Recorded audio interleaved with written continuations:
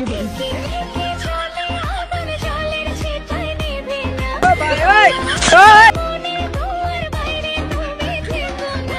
high তোর না 8 মাস চলে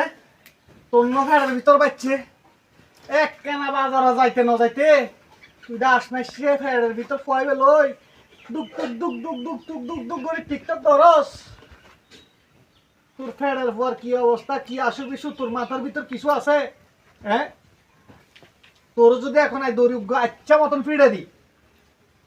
বাচ্চাটার কি অবস্থা হইব হ্যাঁ এই তুই এই টিকটক জীবন ছাড়তি না তুই ভালো হতি না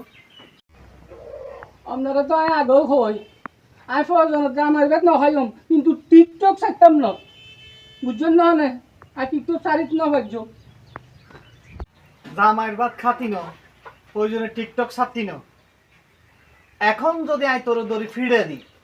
তাহলে তো সমাজের ভিতর বিচার ভয় দিবি কবি যে আই খারাপ মদ খাই গাঁজা খাই জুয়া খেলি বাইরে যাই লুচ্চামি করি লম্পটামি করি তারপর কি করবি সারে দিবি এর কামড়ে টিয়া তো আমি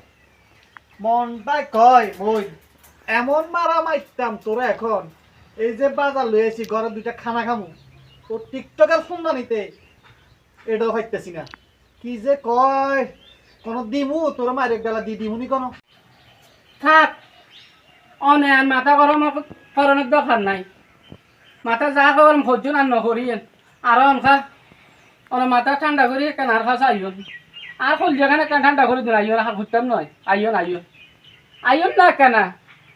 আইলে আমি মনকান ঠান্ডা আইন চলন অনেকে বাদ দুগো দিয়াই বাদ দুগো বাড়ি দিয়ে অন মাথা কান ঠান্ডা করুন আইন আইন এবার নকল অনেরা আবার